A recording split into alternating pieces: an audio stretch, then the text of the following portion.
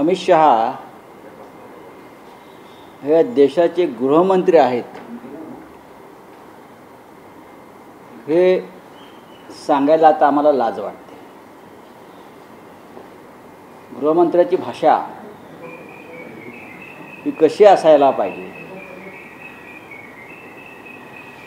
हे त्यांनी आपले पूर्वीचे जे देशात गृहमंत्री झाले, खास करून लालकृष्ण अडवाणी जे असतील, यांच्या वक्तव्याची चाळण केली पाहिजे। एक हरलेल्या आणि घाबरलेल्या नेत्याचं हे वक्तव्य आहे। एक हरा हुआ और डरा हुआ नेता का वक्तव्य है, उनका आक्रोश है। खरं म्हणजे मला कीव येते, व्यासपीठावर पुण्यात त्यांच्या जे लोक बसले होते आणि समोर जे होते त्यांनी माननीय शरद पवार यांच्या संदर्भात जे वक्तव्य अमित शहानी केलं त्याच्यावर टाळ्या वाजवल्या। मला त्या सगळ्या मराठी श्रोत्यांची कीव येते। ओएसिस फर्टिलिटीच्या तज्ञांनी IVF उपचार पद्धतीद्वारे 1 लाखांहून अधिक जोडप्यांना मातृत्व प्राप्तीचा आनंद दिला आहे। मोफत अपॉइंटमेंट बुक करण्यासाठी आजच संपर्क साधा। इतकी लाचारी, इतका निर्लज्जपणा गुजरातचा एक व्यापारी नेता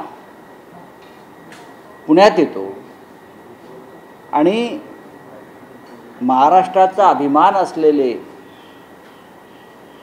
पवार ठाकरे माननीय शरद पवार उद्धव ठाकरे यांच्यावरती अत्यंत घाणेरड्या भाषेमध्ये वक्तव्य करून निघून जातो। हा या महाराष्ट्राच्या किंवा मराठी नेत्यांच्या संदर्भात त्यांच्या मनात जो द्वेष आहे त्या द्वेषाला फुटलेली उकळी आहे। माननीय शरद पवार यांच्यावर जे भ्रष्टाचाराचे आरोप त्या काळात केले ते ज्यांच्यामुळे केले ते प्रफुल्ल पटेल, ते अजित पवार, ते सुनील तटकरे, ते हसन मुश्रीफ, हे सगळे आज अमित शहांच्या मांडीला मांडी लावून बसतात त्यांच्या पक्षात। ह्या सगळ्यांमुळे माननीय शरद पवारांवरती भ्रष्टाचाराचे आरोप झाले। वो सब ते सगळे आता आपल्या पक्षामध्ये आहेत। या संदर्भात अमित शहांना माहीत नाही का? त्यांच्या बाजूला अशोक चव्हाण बसले होते ज्यांच्यावर भ्रष्टाचाराचा आरोप अमित शहाने केलाय। आणि माननीय शरद पवारांना ह्या सरकारनं, ह्यांच्या मोदी सरकारनं देशातला 2रा क्रमांकाचा सर्वोच्च नागरी पुरस्कार पद्मविभूषण दिला त्यांच्या सामाजिक, राजकीय आणि कृषी क्षेत्रातल्या कार्याबद्दल। आणि खुद्द मोदींनी त्याचं कौतुक केलं आहे। पवारसाहेबांचं बोट धरून आम्ही आलो राजकारणात वगैरे वक्तव्य केली, याचा अर्थ मोदी आणि शहामध्ये कधी भांडण झालेलं दिसत आहे, मला मतभेद झालेले दिसत आहे। दुसरा मुद्दा, माननीय उद्धव ठाकरे यांच्या संदर्भात वारंवार ते जे काय बरळत आहेत, औरंगजेब फॅन्स क्लब, नक्कीच आम्ही जिना फॅन्स क्लबमध्ये सामील नाही। पाकिस्तानात जाऊन जिनाच्या कबरीवर फुले उधळणारे आम्ही नक्कीच नाही, किंवा पाकिस्तानात जाऊन नवाज शरीफचा केक कापण्यात आणि खाण्यामध्ये आम्हाला इंटरेस्ट कधीच नव्हता। या देशातल्या प्रखर राष्ट्रवादी मुसलमानांची एक बाजू मांडणं यात काही चुकीचं नाही। या देशातल्या अनेक संघर्षाच्या काळामध्ये या देशात मुस्लिमांनी सुद्धा बलिदान केलेलं आहे। मला त्याच्यावर आता बोलायचं नाही, पण महाराष्ट्राचा पराभव त्यांना जिव्हारी लागलेला आहे। महाराष्ट्रामध्ये निवडणुकीच्या प्रचारात सुद्धा अमित शहा यांनी शरद पवारांवरती आरोप केले। माननीय उद्धव ठाकरे यांना औरंगजेब फॅन्स क्लबचे काय प्रमुख म्हटलं, तरीही या राज्याच्या जनतेनं त्यांचा दारुण पराभव केला। तुम्हाला सुरत जशी महाराजांनी लुटली एका राष्ट्रहितासाठी, तसे तुम्हाला गुजरातच्या व्यापाऱ्यांना आम्ही महाराष्ट्र लुटू देणार नाही, हा संदेश लोकसभा निवडणुकीच्या निकालानं अमित शहाना दिलेला आहे आणि त्याचा आक्रोश ते आता करत आहेत. माननीय शरद पवार साहेब असतील, माननीय उद्धव ठाकरे साहेब असतील, हे दोन या महाराष्ट्राच्या आणि देशाच्या राजकारणातल्या सन्माननीय व्यक्ती आहेत. भारतीय जनता पक्षासारख्या खोटारडेपणाच्या मशीन्स लावून आम्ही काम करत नाही. आम्ही EVMचे घोटाळे करून, निवडणूक रोख्यांचे घोटाळे करून, ED आणि CBIचे घोटाळे करून आम्ही जिंकत नाही. आम्हाला जनतेनं स्वच्छ आणि स्पष्ट मार्गाने विजयी केलेला आहे. काल गृहमंत्र्यांसमोर देवेंद्र फडणवीस कोणत्या प्रकारची भाषा वापरत होते गृहमंत्री, की महाविकास आघाडीच्या लोकांना ठोकून काढा. ठोकून काढा ही कुठली भाषा आहे? एका गुंडाची भाषा तुम्ही वापरताय गृहमंत्री. या राज्यात कायदा सुव्यवस्था पूर्णपणे ढासळलेली आहे. रस्त्यावरती गुंडगिरी सुरू आहे, चोऱ्या माऱ्या सुरू आहेत, महिलांवर अत्याचार सुरू आहे. आणि आपण म्हणताय महाविकास, म्हणजे इतका पराभव तुमच्या आरपार गेला आहे. देवेंद्र फडणवीसांचा विधानसभेत पराभव झाल्याशिवाय राहणार नाही. त्यांच्या नागपुरात महाराष्ट्र ही भाषा सहन करणार नाही. अमित शहांची पुण्यातली भाषा आणि देवेंद्र फडणवीस आणि गृहमंत्री म्हणून केलेली भाषा. महाविकास आघाडीच्या लोकांना ठोकून काढा म्हणजे काय? ही ठोकशाहीची भाषा तुम्ही करताय. गृहमंत्री राजीनामा द्या अमित शहानी आणि देवेंद्र फडणवीस यांनी गृहमंत्रीपदाचा राजीनामा द्या आणि भाषा करून दाखवावी ठोकशाहीची. मग ठोकशाही काय आहे हे महाराष्ट्र तुम्हाला दाखवेल. पण यानंतर पण अमित शहा महाराष्ट्रात, एक लक्षात घ्या, मग तुम्हाला दाखवेल. हे ED CBIचे कमरेला हत्यारं लावून आमच्या अंगावर येऊ नका. तुमच्या दम असेल ना, ED CBI पोलीस बाजूला ठेवा आणि या, मग आम्ही बघतो महाराष्ट्र काय आहे. महाराष्ट्र छत्रपती शिवाजी महाराजांचा आहे. यांच्या डोक्यात औरंगजेब आहे हो, मनात. यांना औरंगजेब हवा आहे निवडणुका जिंकण्यासाठी. हे औरंगजेबाचे फॅन्स आहेत. यांनी ठिकठिकाणी औरंगजेबाचे फॅन्स निर्माण केले. यांना निवडणुका जिंकायच्या आहेत, यांना दंगली घडवायच्या आहेत हिंदू मुसलमान आणि निवडणुका जिंकायच्या आहेत. म्हणून त्यांच्या तोंडामध्ये आणि मनामध्ये औरंगजेब आहे, आमच्या नाही. बोला. नाही, यानंतर पण आता अमित शहा असतील, पंतप्रधान असतील, हे महाराष्ट्रात दौरे करतील. सरकार विधानसभा निवडणुकांची सुरुवात काल त्यांनी केली. वैफल्य, हे निराश आणि वैफल्यग्रस्त लोक आहेत.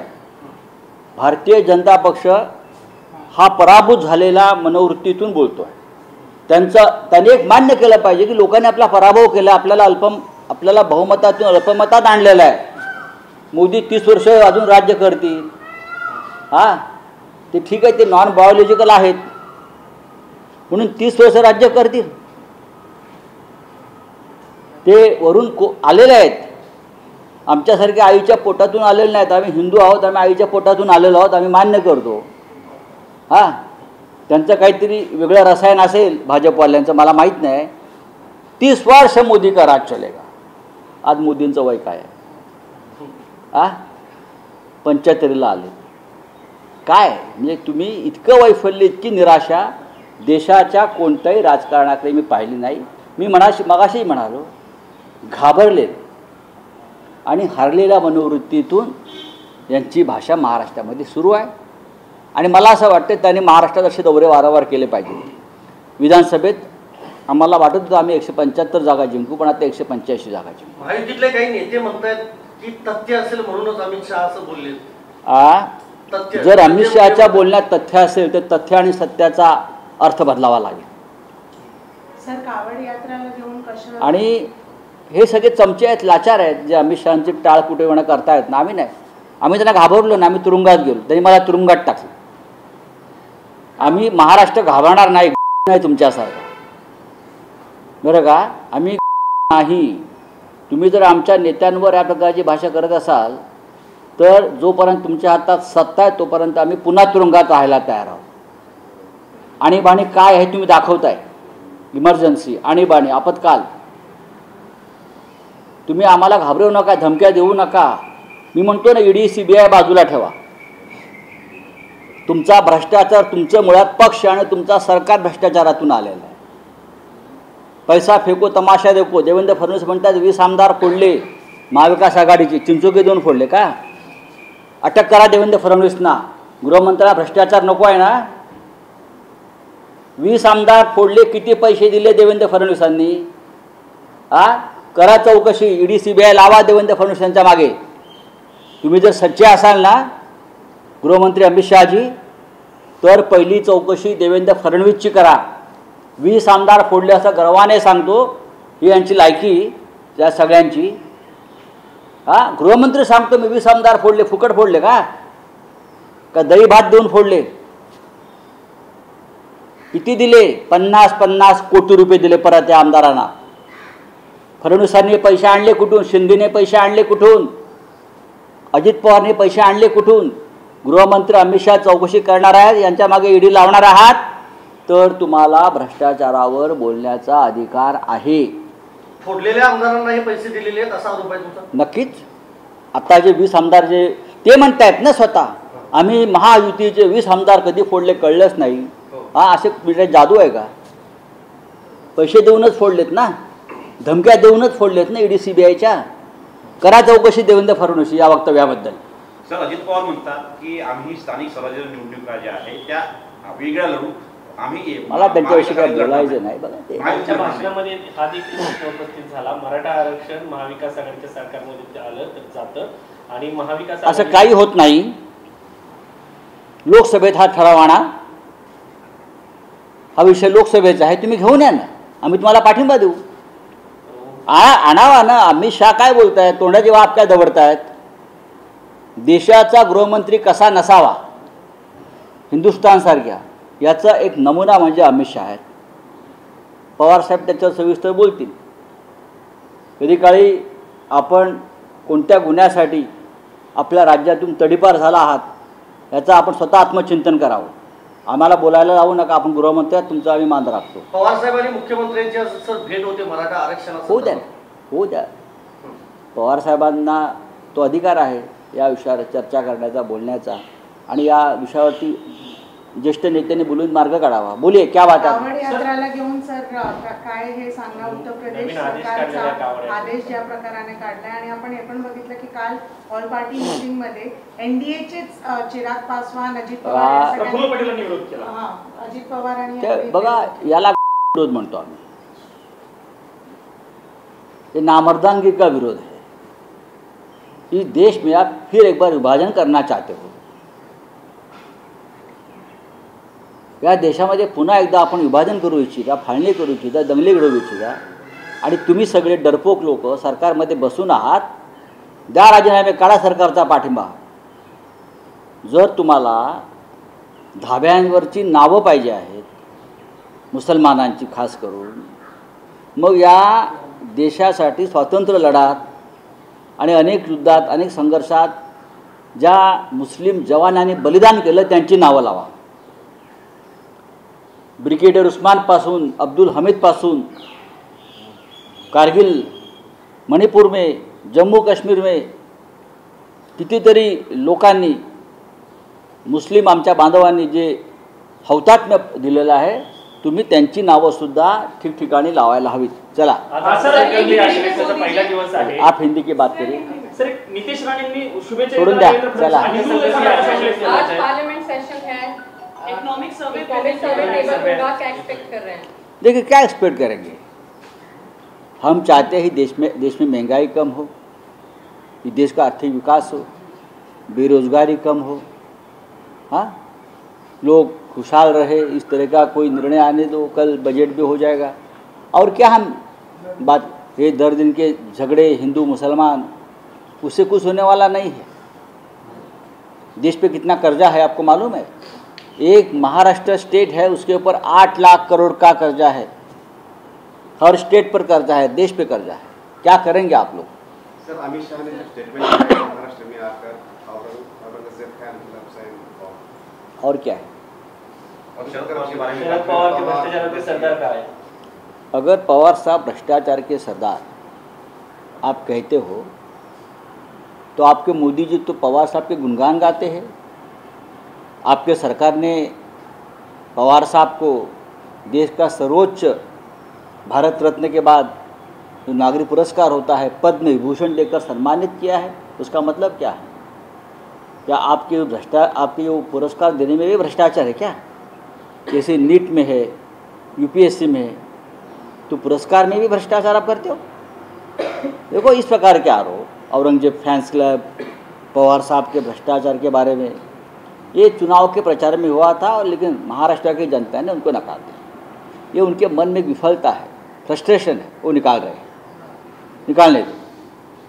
मुझे आश्चर्य है, अमित शाह जी को पता होना चाहिए, जिन लोगों के कारणों से भ्रष्टाचार की वजह से पवार साहब के ऊपर आरोप लगाए थे, जिसमें अजित पवार, मोदी जी ने आरोप लगाया था, हसन मुशर्रफ आपके लोगों ने आरोप लगाया था, बीजेपी के सुनील तटकरे के ऊपर आरोप लगा था, प्रफुल्ल पटेल जी के ऊपर आरोप लगाया था। ये सभी लोग बीजेपी में हैं, बीजेपी के साथ हैं, और आप पवार साहब के ऊपर आरोप लगा रहे हैं।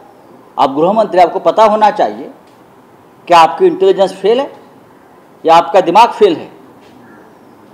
हमको कहते हो औरंगजेब फैंस क्लब, हम कभी पाकिस्तान में नहीं गए केक खाने के लिए नवाज शरीफ का, जो आपके प्रधानमंत्री गए थे।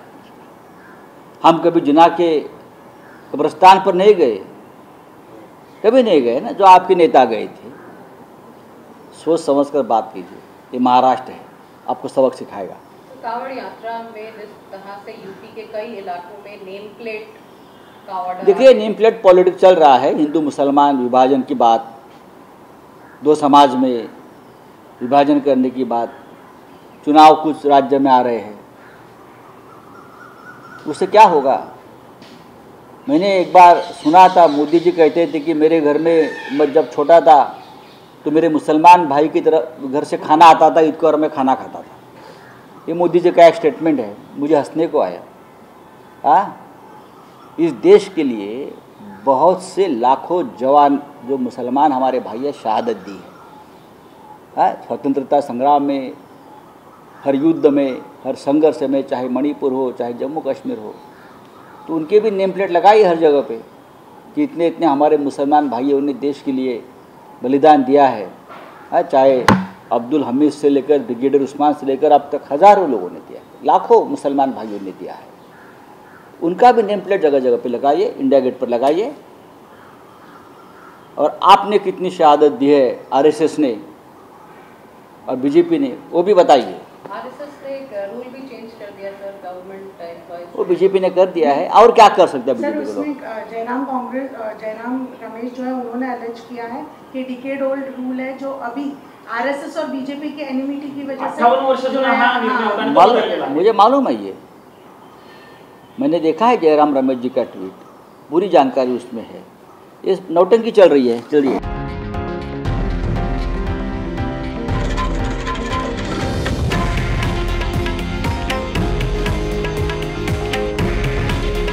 हे आहे देशातील नंबर 1 न्यूज नेटवर्क आणि आपण पाहत आहात TV9 मराठी।